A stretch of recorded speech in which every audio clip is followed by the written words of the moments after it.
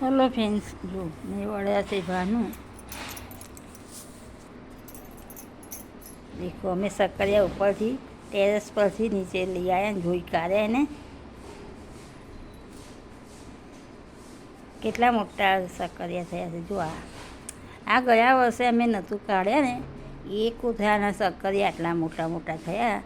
એટલે આપણે એક વર્ષને છોડી દઈએ ને તો બીજા વર્ષે આવા મોટા મોટા સક્કરિયા થાય.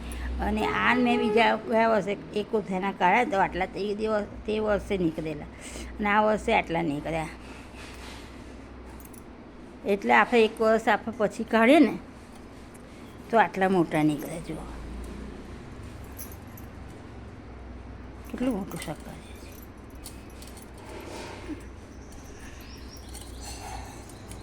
એટલે આપણે સક્કરિયા એકદમ ઇઝી રીતે ઉગી જાય અને એને બહુ મહેનત ના પડે અને પાણીની પણ વધારે જરૂર નહીં. એને પાણી થોડું થોડું છાંટી દઈએ તો આટલા મોટા સક્કરિયા નીકળે છે. હાથમાં માથું નહીં, એકદમ કિલો જેટલું હશે, ખાસું કિલો જેટલું હશે અંદાજે કહું છું. જુઓ, ઉગીને ફાટી ગઈ છે.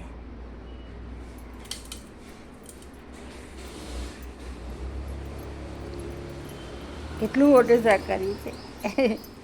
નાના આટલા બધા નાના નાના નીકળે છે મારે જુઓ. અને હજુ તો 2 કોથળા બાકી છે એના કારણ. પણ એમ તડકો બહુ લાગે ને તો અમે તો આવતી રહે. બહુ તડકો લાગે. 10 વાગે ગયા હતા અમે તો આમ તડકો લાગે છે. 10 સાડા 10 ગયા હતા તો એટલો તડકો લાગે તો મેં આવતી રહી. પછી આવીને નીચે ધોઈ કાઢ્યા ને માટીવાળા હતા. જુઓ,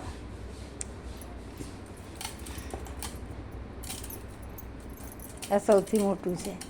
આ નાના છે બધા.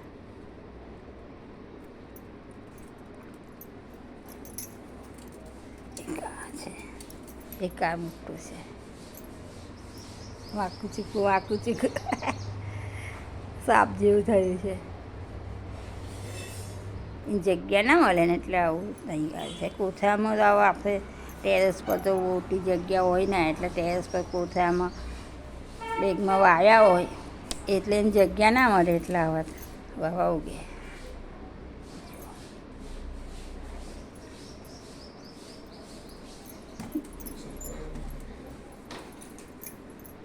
અમારે